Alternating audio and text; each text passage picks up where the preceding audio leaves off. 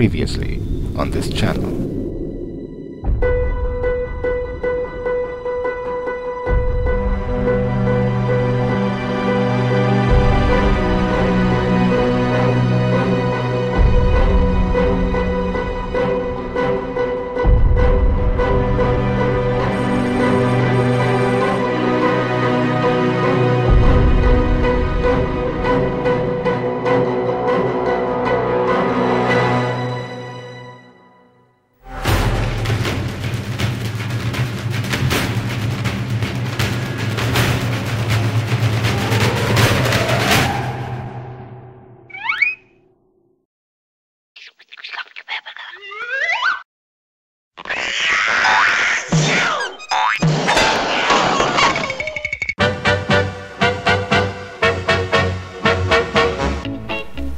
Hello everyone, this is MBNP1701.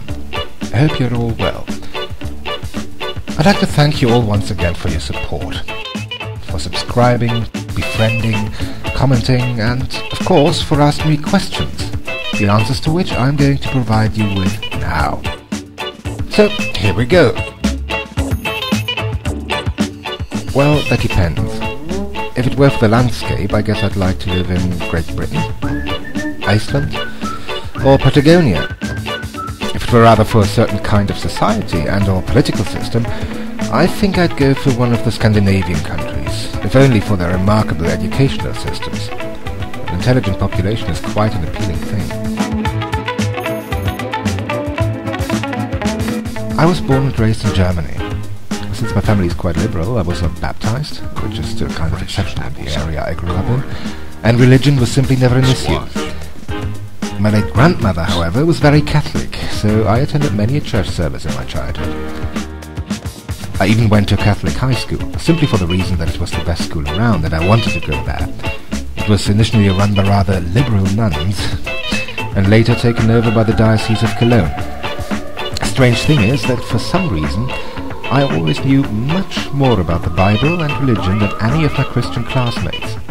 And I must say that I've never been intimidated by any religious dogma, not even as a child. As far as I remember, I just could never take religion seriously.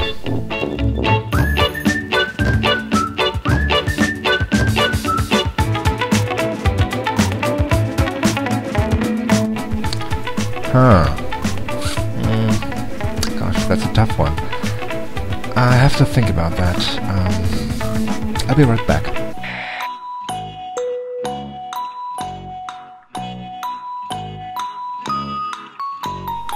Alright. In order to answer this question, I have to put aside a lot of practical considerations and focus on what character traits I'd like the new human race to inherit.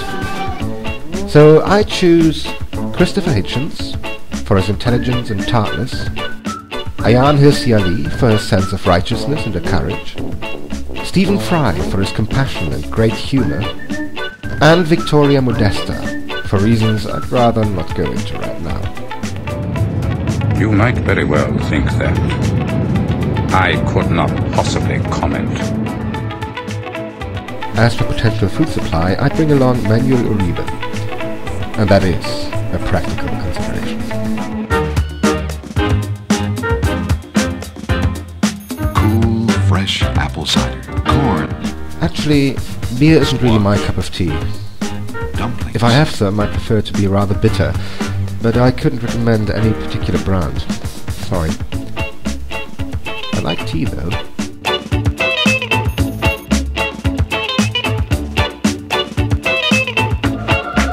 The answer is 42.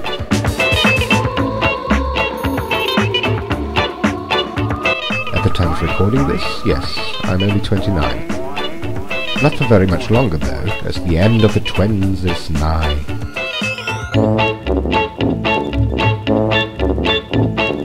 Please do. I am lonely.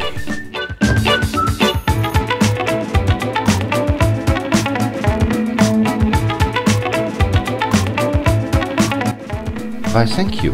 I'm glad I don't have a horrible German accent. I've always been very fond of the English language, and I studied English at the University of Wuppertal. Berlin has been my home for 2.5 years now. best thing about Berlin is anonymity. You could take a ride in the tubes naked, while singing Celine Dion songs in a helium-pitched voice, and no one would care. I've seen everything. I've seen it all. The worst thing about Berlin is anonymity. It's quite hard to build up any meaningful relationships here. In Berlin, you're basically on your own.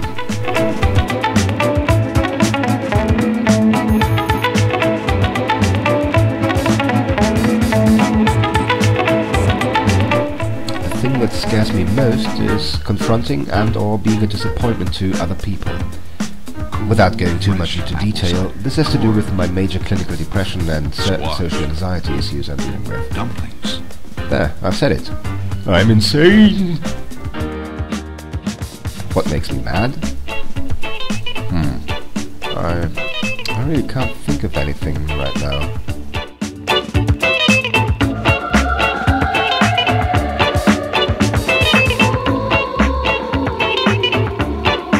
I don't have any particular favorite food. I prefer a certain variety in my diet. Contrary to popular prejudice, I'm not a huge fan of sauerkraut, nor is the majority of Germans. However, I do love spinach, broccoli and Brussels sprouts. Go figure. My favorite drink is... Tea, Earl Grey, hot.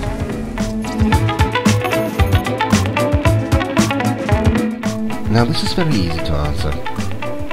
I hate sports. No, really, I do.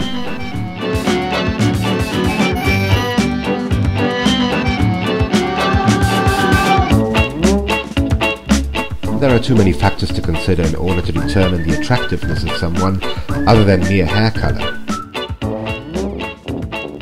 Brunettes.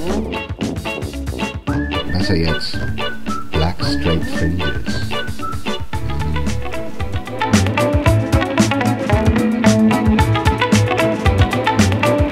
I hope the question of Cuban or French does refer to sandwiches and not to some pubic hair removal technique. If so, it's Cuban on even and French on uneven days. The best thing about Berlin is... anonymity. You could take a ride in the tubes naked. And I haven't been to Norway. Yet.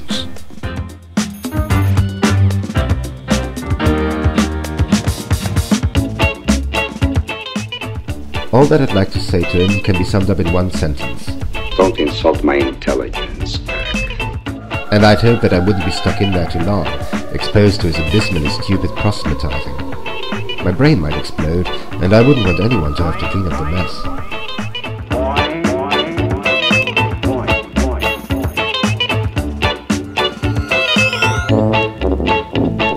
The coolest thing I've ever seen is probably liquid nitrogen.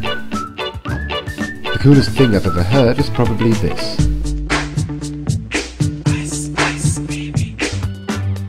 The coolest thing I've ever done is probably shooting a short film on a wet and windy hill in January and pretending that it was April. You are pretending, and that is acting.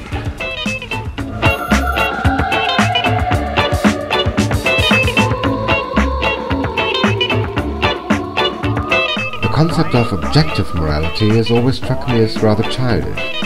Well, there is nothing either good or bad, but thinking makes it so. I don't believe in the Force.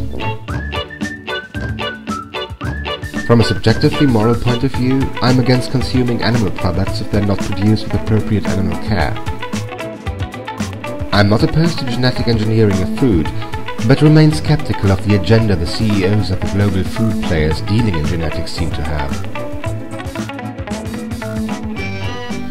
My favorite memory of childhood would be one of holidays in northern Germany, when one sunny day I discovered a cornfield sprinkled with wildflowers that were swarming with butterflies. Bit cheesy, I know, but what a day.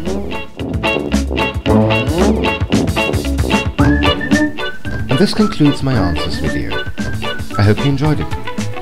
Thank you for watching, and may the noodly appendage of the flying spaghetti monster touch you all in your respective favorite places. Cheers.